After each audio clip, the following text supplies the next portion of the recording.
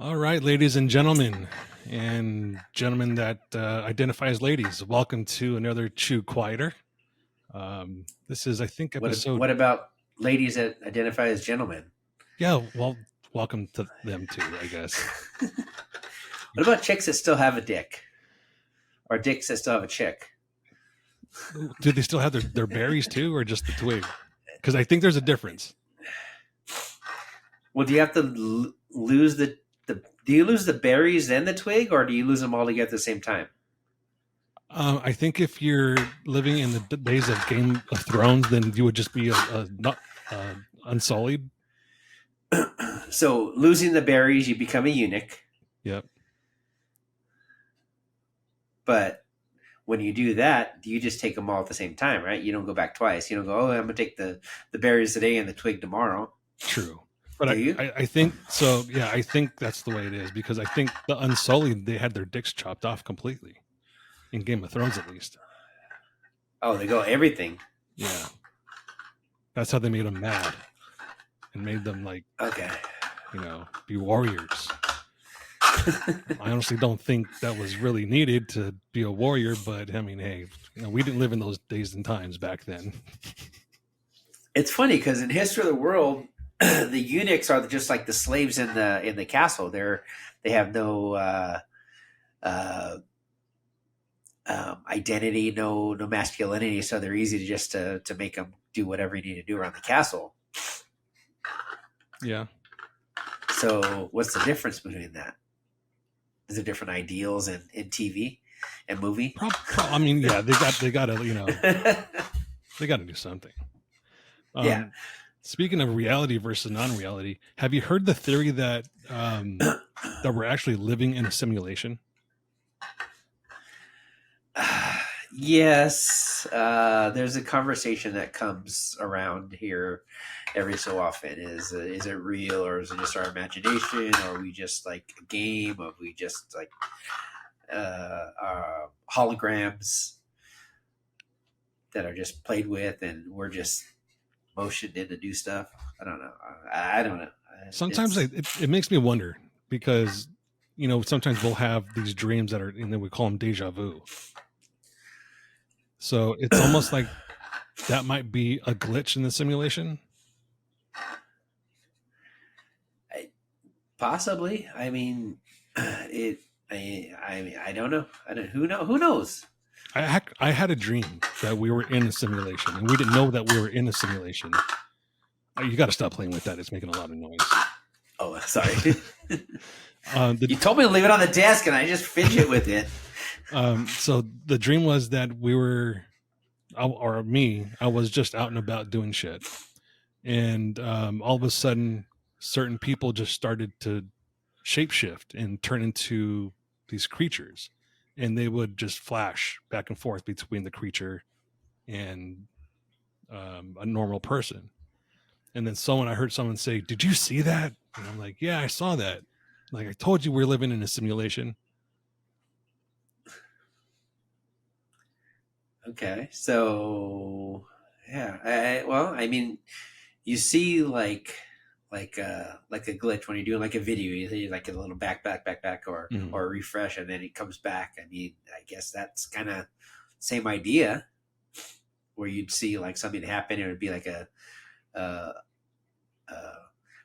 post production glitch or a post production error that popped up, like someone's like putting in something and they left out a little code, or the code just got a little screwed up in there. Mm-hmm. That's a little different though, because that's in reality that happened as a byproduct of editing.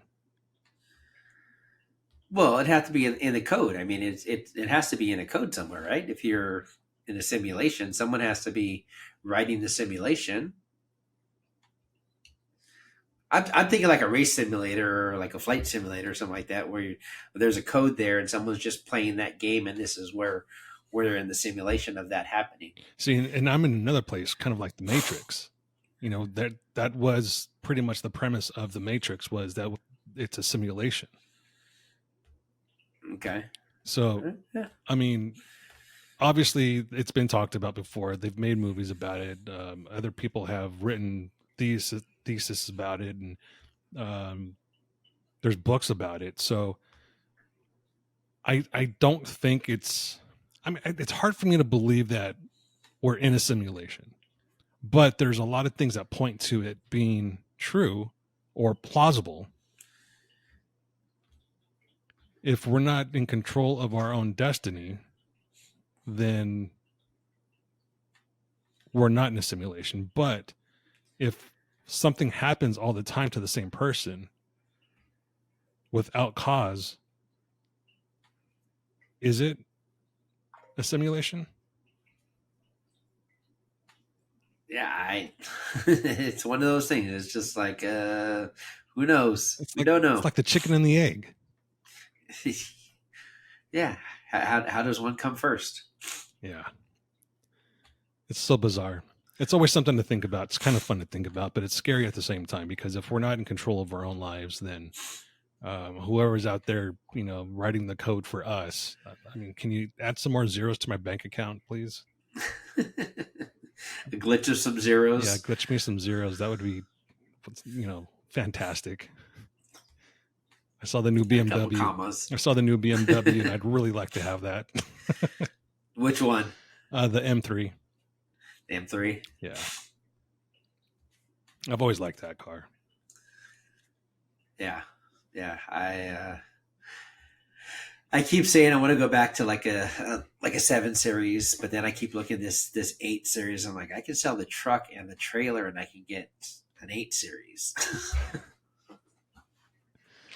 So one thing I wanted to bring up also was, I have some friends that keep calling me old. You're old. Well, we are old. Yeah, and I'm older. and it always comes up because I'll say something and they're like, "Oh, it's because you're old." Like this morning, I'm on my exercise bike, and the pre-program was, I'm thinking to myself, okay, I've done it for 3 weeks now. I could probably get out of the beginner stuff and go into intermediate. So I did this program where we're riding out somewhere, and it's basically a hill ride that transitions to a mountain pass, and it's 13 miles, and you have to keep a certain interval. You have to keep a certain pace, and by there was about 12 minutes left in it, and I was just thinking, I'm gonna fucking die. I'm just gonna fall. I'm gonna pass out right here, right now. I'm gonna fall over with my feet strapped into the pedals. But you're on a stationary bike. Yeah. How are you gonna fall over off a stationary bike? Anything's possible in this simulation. Okay. All right. But yeah. Speaking of this bike, okay, here's one thing that's pissing me off about these programs. So it's the programs are from iFit, and the different ones have different people. The different programs have different people, and you can go either a country ride in the country. You can do ride in Moab with someone. You can do just a city ride. You can go into a studio where it's like a spinning class and that sort of thing. There's this one chick that does these programs, a trainer, and I'm sick and tired of her fucking bullshit. She'll be heading downhill, just not pedaling. Come on, guys, come on, keep pedaling. I'm like, bitch, you fucking pedal. I see your feet. You're not pedaling. You're just flat-footed. And then we'll be going up a hill, and she's like, just going at it, just, come on, guys, you can do it. I'm like, you skinny fucking bitch, shut the fuck up, I'm trying. But anyways, is this like a Peloton or something? Yeah, it's kind of one of those things. Okay. It's the bike is made by Proform. Okay. So it's a variation of the Peloton. The difference between the Peloton and this one is the Peloton is stupid fucking expensive. I went with like a middle of the road type bike that had good reviews on the programs and the training and all that stuff. So and the difference is use iFit instead of the Peloton programs. Yeah, and the Peloton program is expensive too. I mean, the bike itself is expensive, and then the program the bike doesn't work without the program. So that was the other thing that I didn't want to have to fork out $30 a month on top of the Yeah, bike. top of what you already paid for the device. Yeah. Yeah, it's But it's tough. yeah, but So it's fun though, because I mean, I wake up in the morning, 5 a.m. I don't have to wake up at 4:30 anymore because the bike is right there. So 5 a.m. I'm on the bike. I get an hour ride in. I'm doing at least 10 miles a day. I'm burning about 400 calories per bike ride. So just the simple fact that I don't have to go out in the morning when it's fucking cold like it has been over here. yeah, just jump on the bike and go. Yeah. And then I also just spent a little over $300 on some home gym equipment. So I'm turning my space in my garage into a free weight session area. So I bought a bench, I bought some barbells, some plates, some dumbbells, and probably quit my gym membership or pause it and then start transitioning from doing my hour bike ride and then going into the garage for an hour and work out in the garage for an hour. How close is the gym to your house now? Oh, it's less than 5 minutes away. Oh, see, that's nice. This I have no options here that are like that close. I think the closest one is Anytime Fitness, and it's a little teeny little place that's next to the grocery store. That's not great. Mm-hmm. I just did the Planet Fitness 1 year. They had a special when I signed up. It was 1 year, one time charge of $99. And the full year. Yeah, and you go as much as you want, but you have to go to just that one facility. You can't go to different facilities, which is fine because the closest one, the second closest one is 45 minutes away. So it's not like I'm going to be going to that one anyways. Yeah, that's the Planet Fitness is like 30 minutes away from here. They just opened an EOS Fitness that's about 20 minutes away, but I joined it and it's so packed there. It's like I might as well just walk from here because there's no parking anywhere up there anyway. Mm. Yeah. So, anyways, back to us being old. There's certain things that I always remind my friends about, and they're like, I wasn't born yet. Or even my wife. I'll say to my wife, we'll be watching Breaking 2 Electric Boogaloo is on HBO now. Oh, really? Yeah. And I looked at the date on it. I was like, 1984. I'm like, you weren't even born yet. And she's like, no, I wasn't. How much younger is she than you? 9 years. 9 years? Okay. Yeah, So you have the same step that Kim and I have. Okay. I'm like 8. We're like about 8 years. Yeah. So let's take a trip down the old path a little bit. Do you remember when Subway used to cut their sandwiches and put the little V notch in the top of the bread? Yes. Yeah. Strip out that little V, put the meats and everything in there, and then put the little V wedge back on top. Put the wedge back in there, yeah, instead of the half slice, yeah. I wonder why they stopped doing that. Probably people getting cut. That's the only thing I could think of. I mean,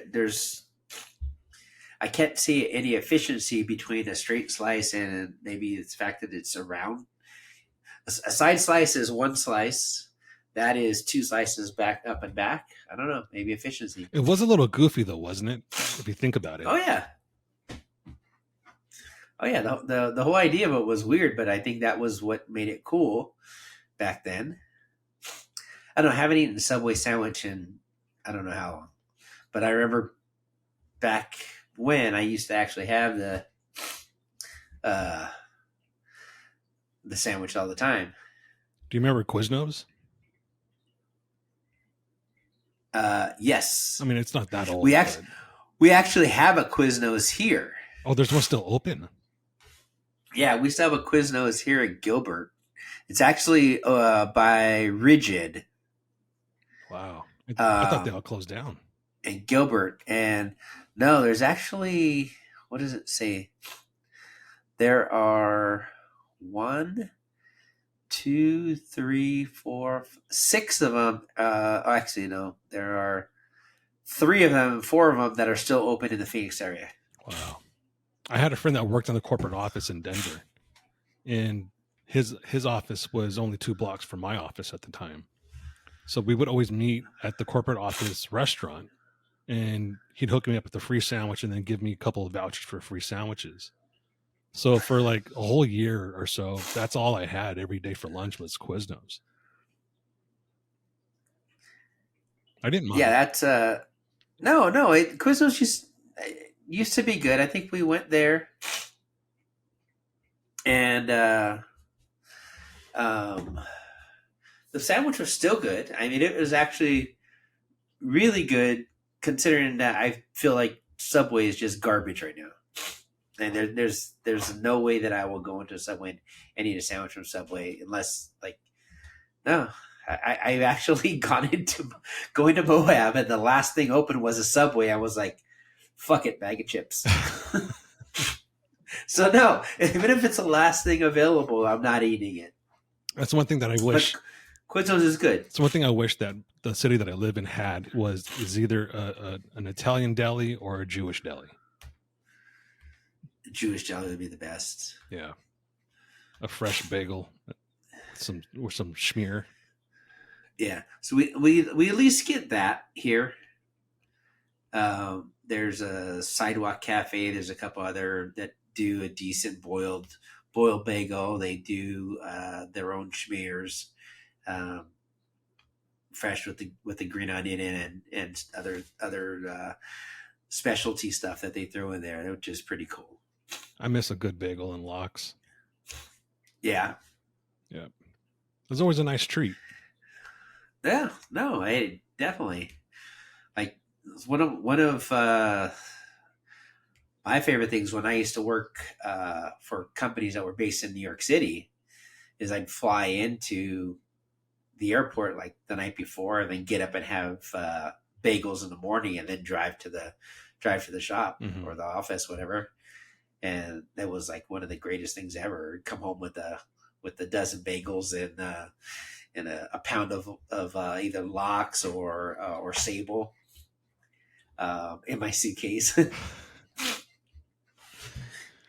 It's almost like going to Tijuana, Mexico, just for the liquor, and then driving back over the border with 20 bottles of tequila that you got for $10. No, it's way better. Give me bagels and schmear. I don't want to even talk about tequila. I still remember the first time I saw a Corona in a brown bottle was in Mexico. It was a 24-ounce bottle. Oh, and the Kawama. Yeah. The whale. Yeah. And I think the first time I saw a Coronita, the little 6-ounce bottles, it was full of salt. And yeah, they take the cap and just poke the holes in it and put it on your cocktail. Yeah, they would just fill it up with salt and pepper or whatever, and that was your salt and pepper shaker. And I thought, I was like, oh, this is cute.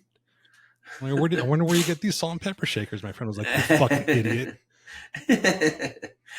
Funny thing is, I have a set of those sitting in the cabinet somewhere, but they have a molded plastic top now that they fit over them, so you can. One is an S and one's a P. And you have to have rice in your salt. That if you go to a restaurant that has rice in the salt, it's authentic restaurant. Oh yeah. The old Mexican mom put that in there. Yeah. You can't have any clumps at the bottom. No. Do you remember going to a restaurant that would give you a little number for your table, and they would bring out your food, and they would look for the number tag? Yeah. Remember that very well. I believe there's one sitting on my desk here that I was playing with earlier. Yeah. So I used to steal those. So too.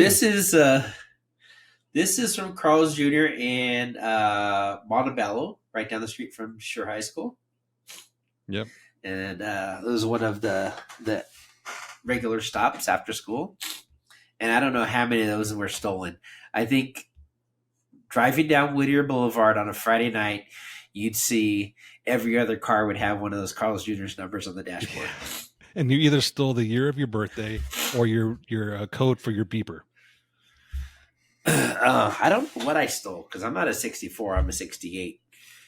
But and it's not even a 69. It's not even a cool number. It's just like one that I just fucking stole. I don't know. I wonder if people even remember that when you page someone on a beeper, you would have your own specific code to yourself. That way, if it wasn't you weren't paging someone from your home phone number, they would recognize that number by your code. It would always be like pound. Mine was 57, so I would always put the number and then pound 57. That's how my friends knew it was me. That's how I knew it was you, huh? I don't recall doing that. I don't remember that happening. Wow, really? That's crazy. Yeah, but I don't think I was really I think I had one, but I don't think it was till later, and I don't believe that I used it as functionally as I should have. So, I mean, going back in the day, I had a lot of friends that sold drugs, obviously, and I moved the product as well. So we always assigned numbers to people if they didn't have one, and that's how we knew that was that person also. So if I had a new customer, I'd be like, all right, what's your code? I'm like, oh, I don't have a code. All right, well, your code's going to be this. When you page me, put this code.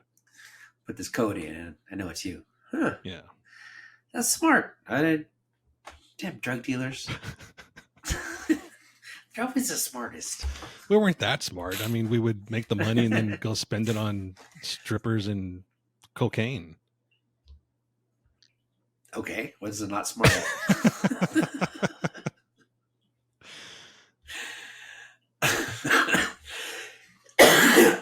So sorry, but I'm still dealing with this freaking backlash of these shots. That sucks. I have a stuffy nose. I have a sore throat. I went to the allergy doctor again today, and she like listening to my breathing.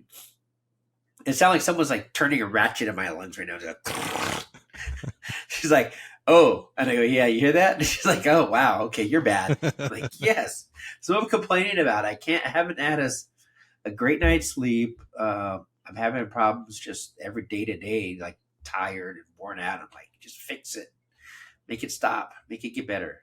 And my tiredness is just from when since I've stopped smoking pot. My dreams have just been crazy, and they wake me up. And the sad part is, I'll go back to sleep, and the dream will continue. Whereas anyone else, they would wake up and they'd wish sometimes the dream would continue, especially if it was like a hot chick or a good scenario. I would expect that the weed would give you those, not having the weed. Yeah, I don't know. I might have to see a doctor about this. At least to get psychoanalyzed. Like, okay, doctor, why am I dreaming such vivid, crazy dreams? What am I eating? What is it? Have you tried like the CBN at night? No, I just take like a melatonin.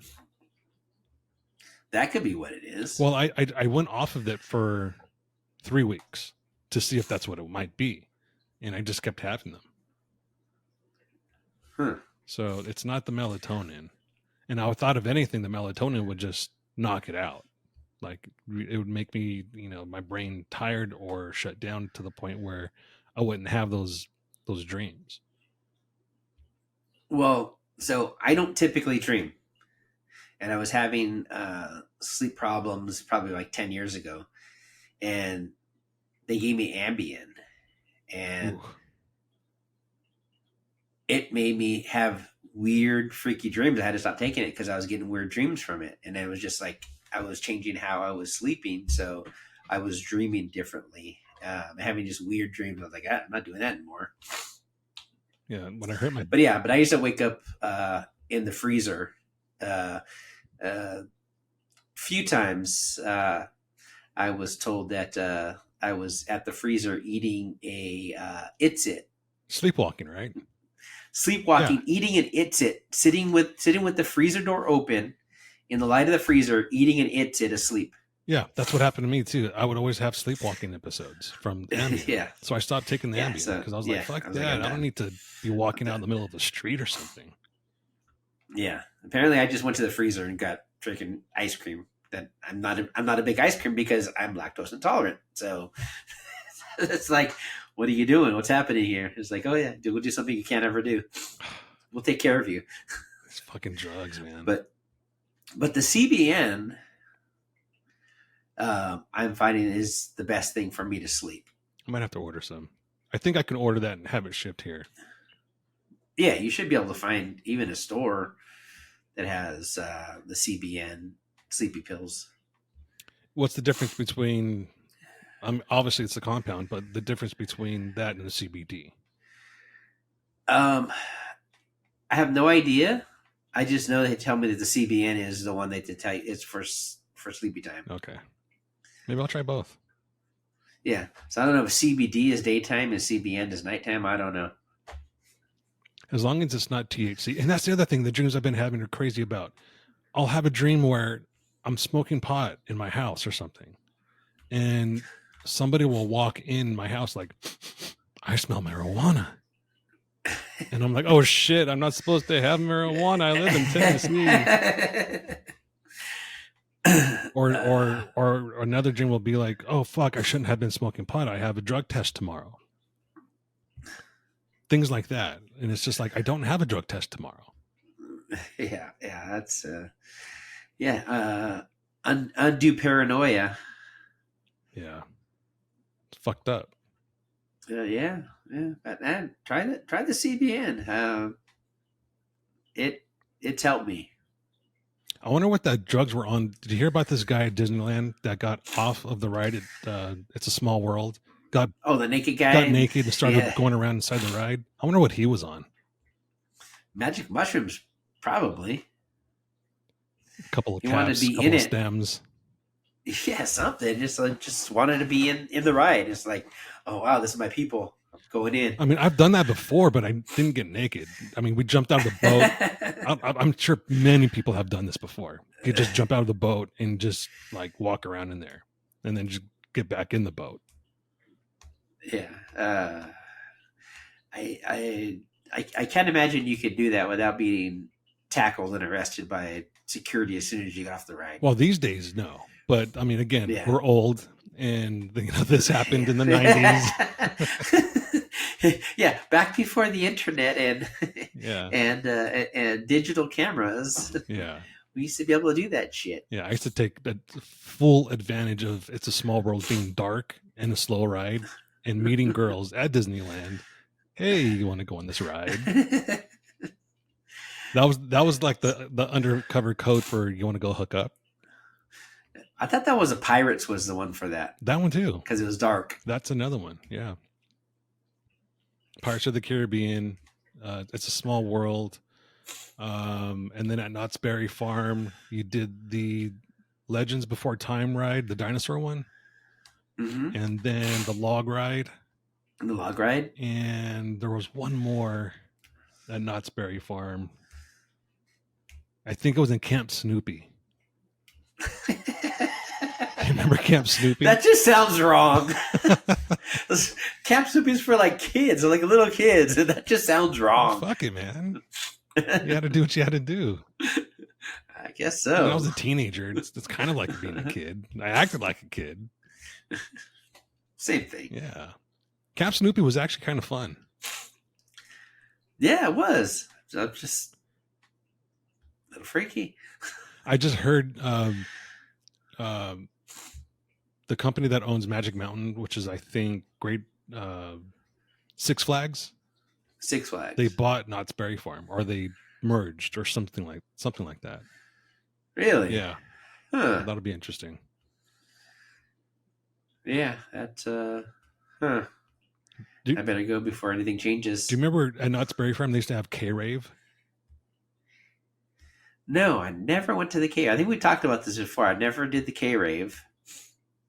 So the K-Rave was once a year, usually in the summer, and they had it in an auxiliary part of the park. And it was after dark, and it was just basically, this is when raves were like really starting up in the 90s and kind of becoming a fad. And they had numerous DJs, and it was all techno music, drum and bass, that sort of thing. And I went to a few. They were okay. I mean, they had to tone them down, obviously, because it was Knott's Berry Farm, but Yeah. It was a good time. Oh, all right. Well, you don't want to look up K raves now because apparently K raves is a company that produces gay friendly parties of all sorts. So Ooh. donate a portion to the process for posting. So Hey. I'm like, okay, that's not the same thing. Yes. Yeah. All right, let's see. Yeah. Do Knott's Berry K Farm K rave, Rave. That way. K rave, the documentary. Oh, really? Yeah, apparently on Facebook there's a K rave the documentary. There's a movie. On New Year's Eve in 1992, Knott's Berry Farm hosted K-Rave, a giant rave featuring performances by techno groups and music by area's top DJs. Let's see, what does this say? That'd be interesting. There's top DJs at America's first theme park with 18,000 people in attendance. Well, I didn't think there was. I wonder if that was a one-time attendance record or if that was overall, because that's a lot of people for that area. It says on New Year's Eve in 1992. So 1992 New Year's Eve, I was not there. I know that for a fact. Let's see. I don't know where I was, but I wasn't there. I remember. Yeah, I remember New Year's Eve 2000. We were at a friend's house party, and this is when everyone thought the world was going to end because they didn't have the code to actually have things roll over to say 2000. Do you remember that? Yeah, that was the 1999 glitch. Yeah. That I believe that's the New Year's we went to Big Bear. There's a bunch of us went to Big Bear. Like, screw it, we'll be where we're in the middle of nowhere, so we could just run to the forest to be forest people if it goes crazy. Yeah, because everyone thought the power grid was going to go out, and so what? I had this great idea, and I had it planned with one of my friends. No one else was in on it. So as the countdown started, we went outside to the breaker. And as soon as they said, 1, 3, 2, 1, I hit the breaker and all the power shut off in the house. And people started screaming and freaking out, thinking, oh shit, the world's going to fucking end right now. Oh, jeez. That was a good time. That would be the psycho thing to do. Well, yes. I think it was the cocaine that gave me the idea. And the hook and the strippers. No, I didn't have any strippers at that party. I think I had a girlfriend during the time. Okay. I think. I don't remember. Who was a stripper? No. So I think by then I stopped dating strippers because I realized that there were just too many problems. Excuse me. Yeah, strippers were just, you don't want to ever date a stripper. To anyone ever listening. Ooh, bless you. Oh, I lost you. Your audio's gone. There we go. There. Okay. You blew out the microphone with that mighty sneeze. No, I hit it on mute so it would destroy the microphone. All right. So, wow. Now you got me all into this now. It was Black Sheep, The Movement, Messiah, Lunatic Friend, Dimension Blue, Rasuko. Like, all these freaking bands. They had some rides open. The Calico Log Ride, Bigfoot Rapids, Boomerang, Grease Lightning, Montezuma's Revenge, Slammer, AR1, and the Dragoon Swing were there. Dragoon? You mean the Dragon Swing? Dragon Swing, sorry. Dragoon. I don't have my glasses on. So like if you look at what this shows, Richard Humpty Vision, Joey Beltran, like all these DJs that were on there, and I'm like looking and going, oh, okay, that's old school shit. Yeah, Andre Lucero, yeah, as always, I'm thinking like, whoa, there's all these people that I remember um, that were performing. Knott's Berry Farm was so underrated. I mean, they had the K rave, obviously, that we just talked about, and then during Halloween they had Not Scary Farm, which what they did was they had the normal park open during the day, and then just before dark they shut down for I think 2 or 3 hours, and they prepped the entire park to have haunted shit going on. They set up mazes. They had people in costumes and scaring people. They would reopen the park at dark, and then you would go in, ride the rides, and they would scare the shit out of you. People just hiding. Yeah. and that's what I remember. Like the after hours Knott's Berry parties. That's what I remember. I did those for. I mean, I'm a Halloween baby, so that was the time for me to go and play. Mm-hmm. So it was that was a staple. Like every year we'd go do Knott's Scary Farm. I don't want to say accidentally because I didn't mean to swing on one, but one of them scared me so bad I just turned around, and instinct took over, and I threw a right roundhouse and hit the poor fucker. And after I hit him, I was like, "Oh my god, I'm sorry." He's like, "No, it's all right. It's probably the second time it's happened today." Yeah, he's all like, poor fuckers. Even the Universal used to do their Halloween scare, but it wasn't as good as Knott's. No, it was never as good as Knott's, but they had more alcohol there though. Yeah, you could go around and they had little shot glasses with the not shot glasses, the tubes, test tubes with shots. Yep. Yeah, for $1 you could walk around and just drink all day. Well, next door was City Walk also. So if you got tired of that, you just went to City Walk, had some food at one of the restaurants, and I think City Walk had a semi scary thing going on too. I can't remember. City Walk was talking about old before my time or after my time. There was no City Walk when I went to Universal. I guess you're right. It was somewhat new in the 90s.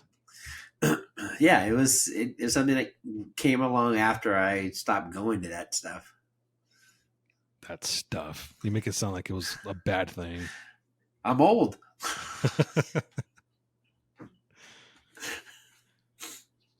I don't think we're that old, to be honest, because I've seen this guy walking down my street. He walks every day. That motherfucker's old because it takes him 20 minutes to get from one side of my house to the other side. Hey, but he's still doing it. Props to him. Yeah. Props to Pops. No, but I mean, so many different things. So when I went to California for Expo, I stayed at my parents' house, and I got up. I think it was like Thursday morning. I got up and I was like, I want JNS. So my dad and I got in the truck, drove to Montebello. You know where JNS is, right? No. At right on Garfield, just south of the 60 freeway, at the entrance to Quiet Canyon. Okay, yeah. On the bottom of the hill, there's a little fast food takeout place, Mexican food, burgers and stuff. There, they have the absolute best breakfast burrito in the world, in my eyes. There's never been a burrito that touches that. What about Gilberto's in Moab? No, Gilberto's is good, but that doesn't touch what JNS is for me as far as a breakfast burrito. And it's weird. I had one and I'm tasting going, okay, it's good, but it's not incredible, but it has this history in my mouth where it's the best thing in the world. And I always look up to the breakfast burrito is the JNS burrito, and it's just whatever. So, history in your mouth. Yeah, the history in my mouth. It's like Tommy's, the history in your mouth. Right? I mean, I guess so. I wouldn't put it that way. That just sounds like you dug up George Washington and put one of his bones in your mouth or something. Well, whatever. Whatever floats your boat. Yeah, whatever floats your boat, whatever. But driving down the 605, like I remember we lived in Monterey Park at the right there across the freeway from Quiet Canyon. I could actually see Quiet Canyon from our backyard. Look across the freeway and see it at the top of the hill. I used to ride my bike from there to Whittier Narrows Dam at the 202, at the 210 and the 605. Mm-hmm. That was my Saturday morning. Put my Walkman in and jump on my bike and take that ride. Go up there and all the way up there. There was nothing up there. Like most of that ride, there was a couple of pits, gravel pits that were filled with water or not, and very few things, more industrial stuff that happened in certain areas. But there was nothing down that freeway, and I just go on the bike path up and back. Yeah. Yeah, I remember And that just because I used to golf at Widow Narrows golf course, which is just right there too. mm-hmm. Yeah, and then now the whole way down, there's shit all the way down. Yeah, I think it actually followed the power lines, if I remember correctly. Mm-hmm. Yeah, yeah. You're in that. There's the waterway is there, so you have the riverway that's down there that you go in and out of, and then there's the pathway, and then the power lines go down on that side also. Yeah, you remember the Whittier Narrows earthquake in 1987? Mm-hmm. The city that I lived in, Whittier, uptown Whittier, was completely destroyed. Facades of buildings collapsed. I mean, I think every building collapsed, to be honest with you.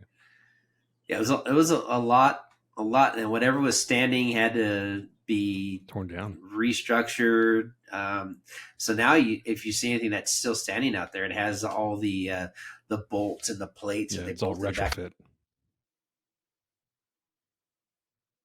It's all retrofit to actually stay standing now. Yeah, it's cool. Yeah, I think I was working at Smart and Final in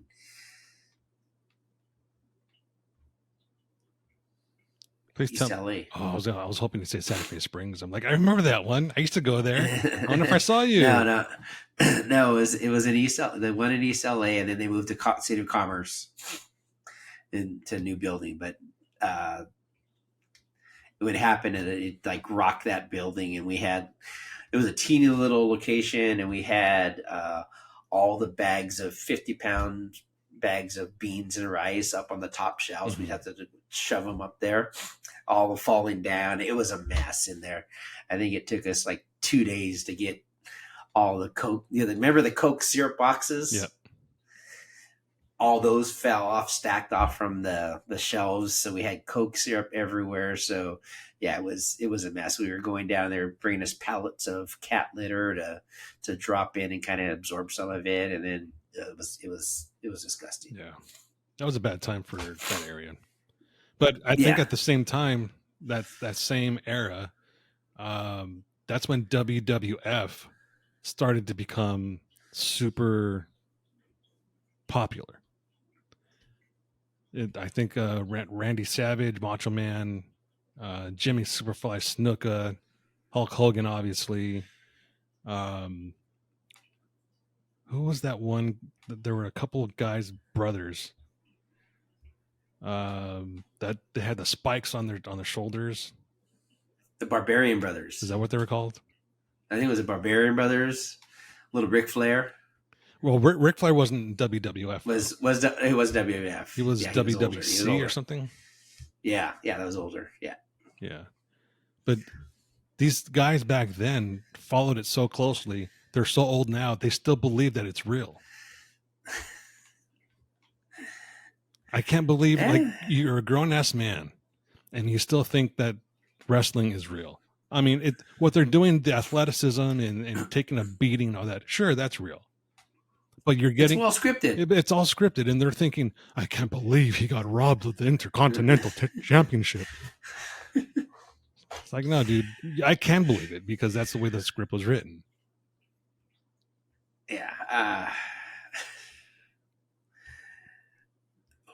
What was I just watching?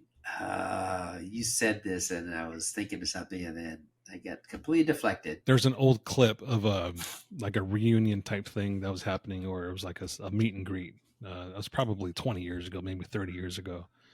And there was a Q&A session, and this wrestler gets up and he's talking this and that, and a fan gets up and he starts to ask a question, and he starts breaking down into tears.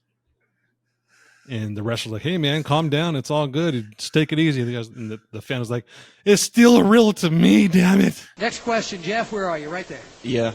I just want to thank each and every one of y'all for all you've done to your bodies. It's still real to me, damn it. I mean, thank you. Easy, man. Thank y'all guys. Y'all are awesome. Thank you so much, Mr. Funk, for saying what needed to be said. Yeah, that's Have you seen that one? no, I haven't seen that one. It's fucking hilarious. It's like, dude, you're 40, over 40 years old. I mean, the guy looked like he was probably in his 50s. Did he have a neck beard? No, but he had on big ass Coke bottle glasses. And in his mom's basement. And a London fog jacket. Wow. We went there. Or maybe it was a members only jacket. I don't remember. It was one of those two. What are you, the last member? Remember Z Cavarici pants? Oh, yes. Very much. Those pants were the shit. They were the shit. Yeah. You got made fun of if you didn't wear your Z Cavaricis. You got made fun. You really got made fun of if you got the knockoff ones. The fake ones. Yeah. Yep. Yeah, you got to have the label down the zipper. Yeah.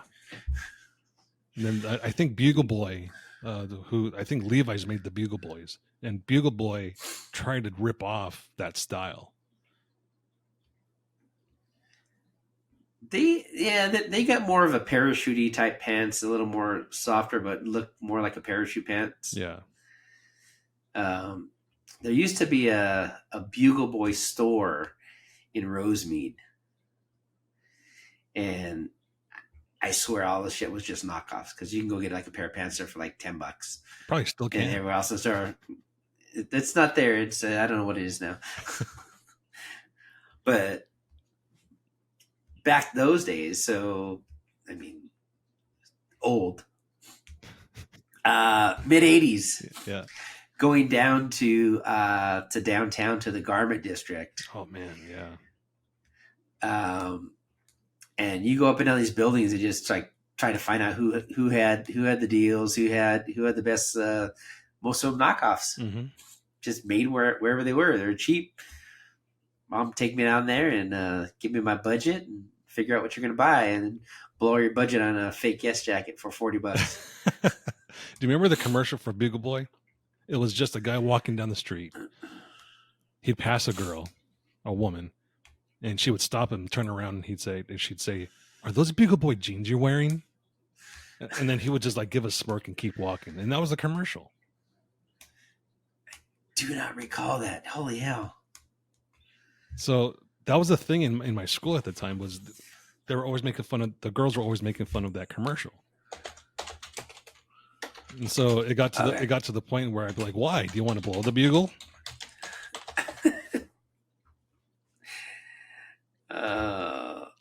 Yeah, the commercials back then were just gross, though. They're just like so cheesy.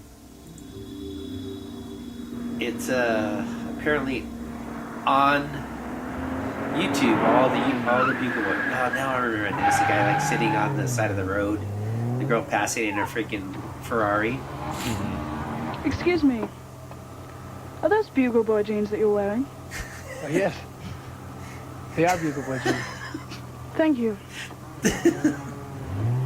Yeah. And then, okay, see ya. Bye.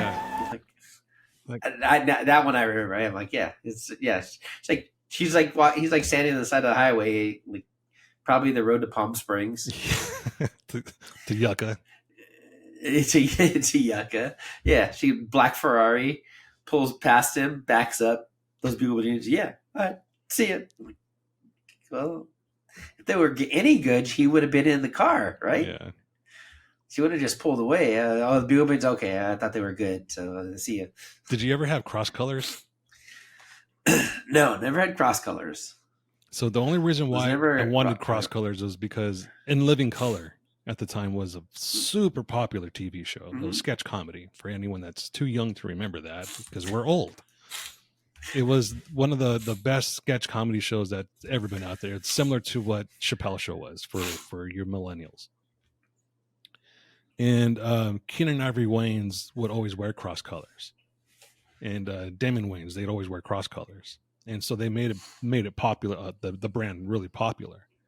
And so I remember this one year, I think I was going into my 8th grade year in junior high. I told my mom and dad that I wanted some. And just because it was Keenan and it was the Wayans brothers were always wearing them, my parents were like, those are black people clothes. Why do you want those? So reluctantly, my mom bought me a cross-colored T-shirt and it was like a jacket or something like that. And so I wore them to a party outside of school, and I got jumped by some cholos for wearing black clothes in a brown neighborhood. For wearing black clothes. Oh, jeez. And that was the end of me wearing cross colors. the last time that happened. Yeah. Oh, that's funny. And origination is in Los Angeles. Was it? Yeah.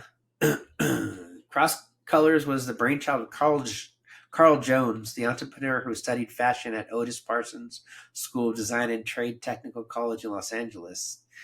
Then worked in various fashion enterprises before starting his own shirt shop. Yeah.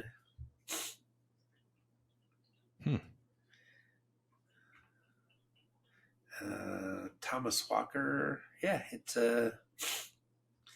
basically California based. I thought it was going to be New York or European something. I thought it was a European. Oh. Because they use a U in it.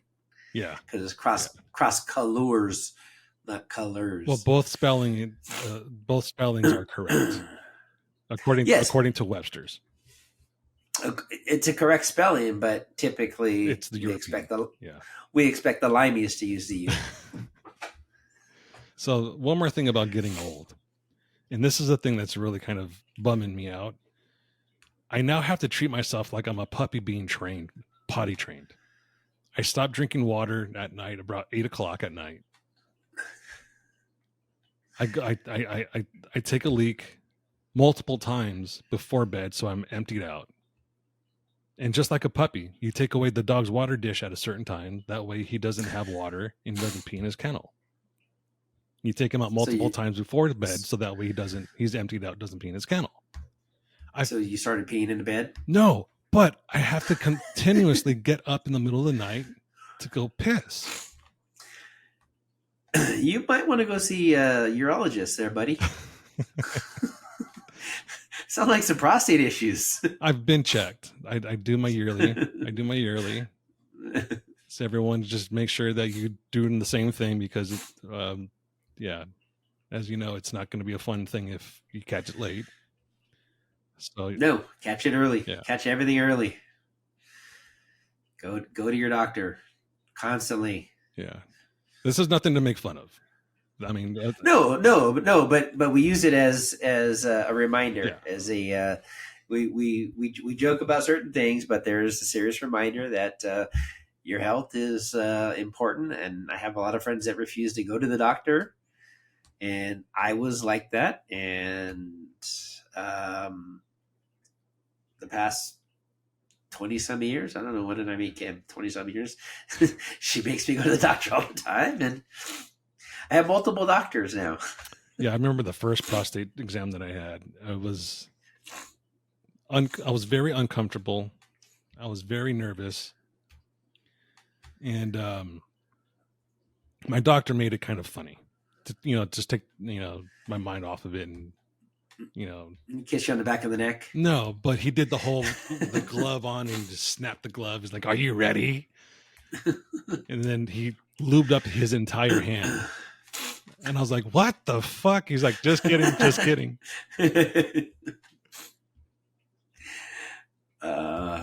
Yeah. See, when when you have a good doctor, that makes it interesting to be in there. It's fun. Yeah. I don't have that doctor So anymore, but now I'm at the point where I've had enough of them. I'm fairly comfortable with having a strange new doctor peek inside my butthole. So my urologist at MD Anderson, one that put me in the research program that I've been now dealing with for the last 6 years. My thing now is I know I have to go for an examination. I would just go and buy these weird underwear. The funnier the better, the weirder the better. So Duluth has all these patterns and stuff like that. Yeah. So I got these ones. I have those ones that just have nuts on them. One that just has woods, is like just like ends of wood, just wood. I need to find a pair of underoos. I don't care what size they are. I'm gonna wear some underoos next time. The smaller the better. So I always have something new to bring in there, and I drop like, oh geez, now what do we got now? I have these blue Shazam ones. I think the PBR ones were last time. PBR. That's such a horrible beer. I almost shit myself because of PBR. Oh, see, I enjoy the PBR. I mean, it was good beer, but I mean, it just ran through me like a wet paper bag. Oh, I don't do that. Yeah, I can have one or two. That's about the extent of my. I was at a bar, of all places. It was actually the bar of the bowling alley that I used to go to all the time. And I'm clenching my butt cheeks. I got my hand on my ass, like, come on, stay together. And I get to the toilet, and I just enough time, and just there was nothing but foam. I was like, oh my God, no. There's not enough toilet paper in here, and it's shitty toilet paper. See, what does it to me is Schlitz. Not Schlitz. Was it Schlitz? No, or was it Hams? Hams? I've never even heard of Hams. Yeah, no, it was Schlitz. It was Schlitz. You ever been to the Clearman's Galley? Yeah. In Temple City? Yeah. They do the chili burgers and all that stuff. Well, they used to have a beer on draft. It was like $1.65 for like a giant mug of freaking beer. That's your so you first go up there time. and have a burger. Yeah, well, you should know. And there's always old men sitting at the bar just sitting there drinking this stuff. I believe it was Schlitz is what they had. Oh, but it could have been the chili burger. It was a combination. Could have been the chili. It could have been the chili peppers. It could have been the blue cheese cabbage salad. I really don't know what to blame it on. Blame it on everything. Everything there. Oh, or the cheese bread. Oh, the cheese bread was awesome. The garlic cheese bread. Yeah. A little bit of crisp on it. Yeah, that was Texas toast style. Yeah. Yeah, Clearman's that had a place in La Mirada called Northwoods Inn. Yeah, so at the Village you had the Northwoods Inn, Clearman's Galley, and then Clearman's Restaurant there, and then you have Northwoods Inn and out there, and it was right by the swap meet, La Mirada. Yeah, yep. And there's a few others around the valley that were part of that Clearman's family. It got really expensive. Like that. I remember I was going to send my mom a gift certificate because that's one of her favorite restaurants. And Northwoods Inn. Yeah. Oh yeah. It was always expensive. It was a place my parents would go when they were going fancy dinner without us. I never went there until I was older. Yeah, but now it's ridiculous. Oh, I can imagine. I was like, Mom, are you sure you just don't want a cup of menudo from your favorite Mexican place? Yeah. Can I get you a King Taco gift certificate? A couple tacos, and that's still probably $20. Yeah. Did you were there? So close to you in Whittier was Chris and Pitts. Yeah, I love that Chris and place. Pitts? Yeah, loved Chris and Pitts. So I grew up on Crescent Pits. That was the steakhouse we could go to with the family. Northwoods is where my parents went because they could afford it for them, I guess, and then Crescent Pits was for the family. So yeah, I did their pepper steak. Mm-hmm. You ever had that? Mm-hmm. The onions and the bacon on top of the steak that they put on top of the steaks. Yeah. You order an extra A side of baked beans. and then you have the beans. I was always a baked potato with it, loaded baked potato, or with everything. I was in. They had a great blue cheese salad. That was it. That was my thing. Blue cheese salad, top sirloin with the pepper steak on it, baked potato. I'm good. So I made steaks last week, and I was like recreating that. After watching St. John Bosco play, I was like, oh, they were right down the street from the Downey Crescent Pits. The last one that I know is open was Santa Ana and Downey with Crescent Pits. I think the one in Whittier is still open. Is that one still open? I think so. I think my mom was just talking about it not too long ago. Really? Yeah. So, funny story about Crescent Pits, right? My grandmother used to love going there. It was one of her favorite places. She took me, my cousin April, my cousin Jeff, and my cousin Tony, and we all had a nice meal. The waitress that we had, we always called her my grandmother's nemesis. They had the exact same hairstyle. They looked almost identical to each other. And I don't know why, but they always gave each other attitude. Always. So this one time, I think my grandmother just was fed up with this woman and she had enough of her shit. And she left her a penny tip on purpose. Yeah. And my cousin was like, Grandma, that's mean. And she's like, I don't care. I don't like her. She's a bitch. My grandmother was kind of like that. She had a pettiness to her. It didn't always come out. She was a very, very nice woman, obviously. But she had a streak in her that she can be super petty. Yeah, and it's funny is that older people used to be able to do that, and now it's like you do it now, like, oh, you're canceled. Like, just let it go. You can't cancel someone that doesn't exist anymore. Yeah, or that's a nobody. We're nobody, so you can't cancel us. They don't get. We're not. They don't even care. We don't travel the world. So, wow. Crescent Pits, 2 locations only exist now: Downey and Bellflower. Really? Yeah.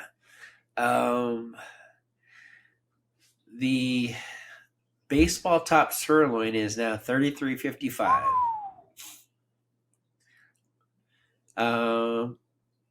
Gourmet pepper recipe maybe added for $4. Wow, there used to be $1 add-on. That baseball's top sirloin, I believe last time we were there was like $12.95. That's crazy. Maybe $13.95. But yeah, only 2 locations left. That's it.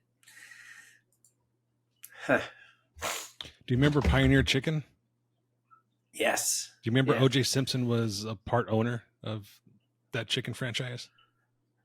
I don't recall that O.J. Simpson was a part owner. Yeah. I'm trying to remember. He might have been on, like, his face might have been in some of the marketing promo stuff in the stores. No, he was. I'm almost positive he had an ownership stake in it.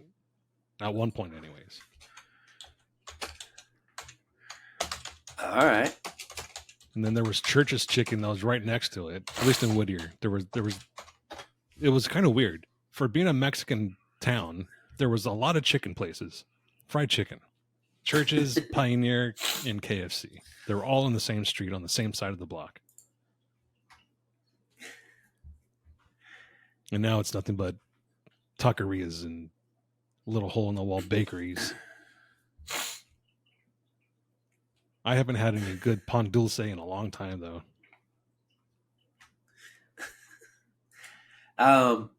Funny thing.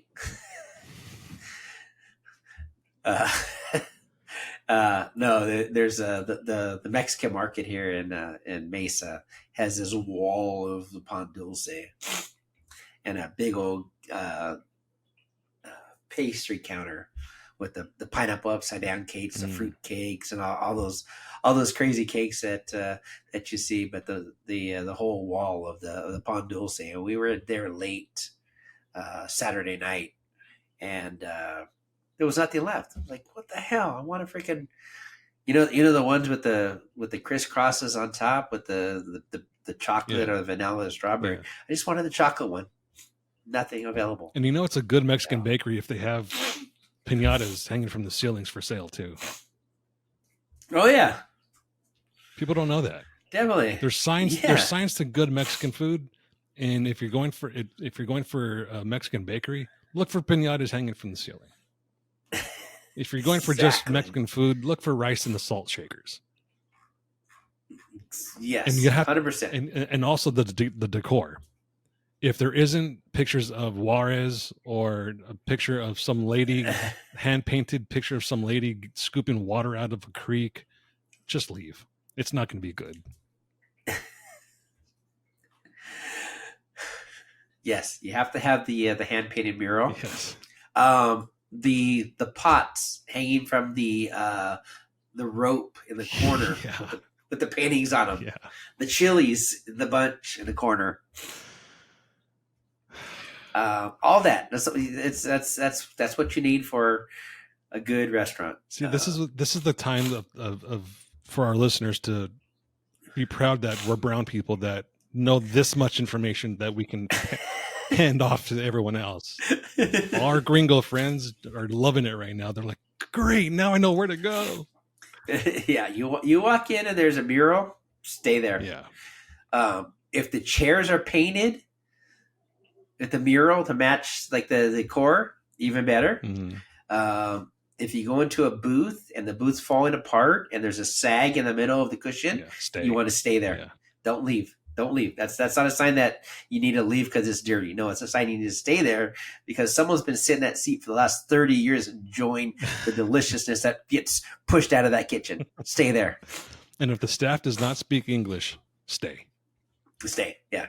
Yeah. Don't worry about it. They'll bring you your food. You just point to the menu and go, I want this. They'll take care of you. Yeah. And remember, if they call you puto, that just means that you're a nice person. Yeah. Yeah. And if they think you're really cool, they'll call you culo. Yeah. There's a whole science to this. Yes. Come on. You're so cool, they'll call you culo. Don't worry about it. And make sure you call them maricon. If you don't call them maricon, they consider that being rude. That's rude. That's like spitting on the food for the chef.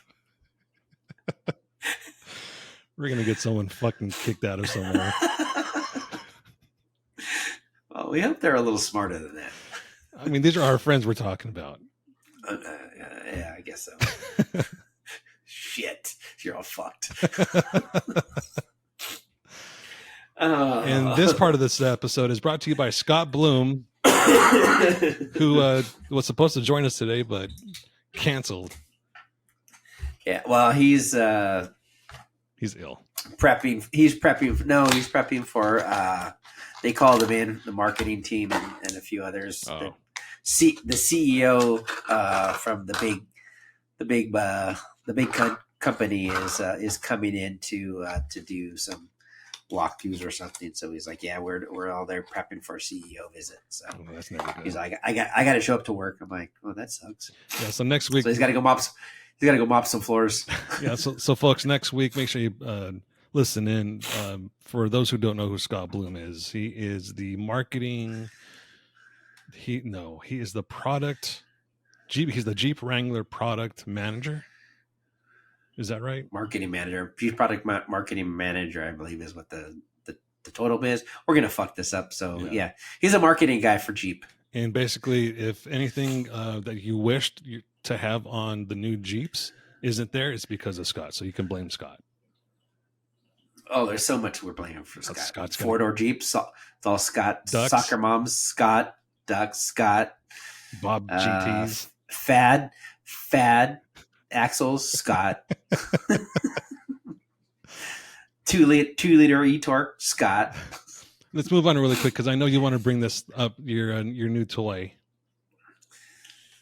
Yeah, you saw me grab it. I was looking for something to fidget with. So, so we don't have any sponsors here.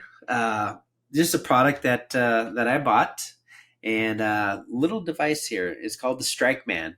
It's a laser cartridge. This is a 9mm. They make them for different calibers, and it's a really cool device because it allows you to target practice without leaving your house, which I don't like to do. So it actually works well for me. I have to leave the house and I get to shoot the gun. Okay, it's good.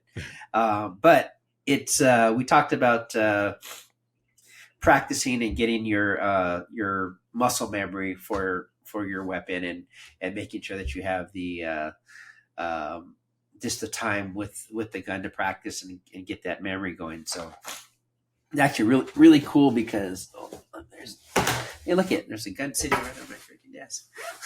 Make sure it's empty. It's empty. It's Ooh.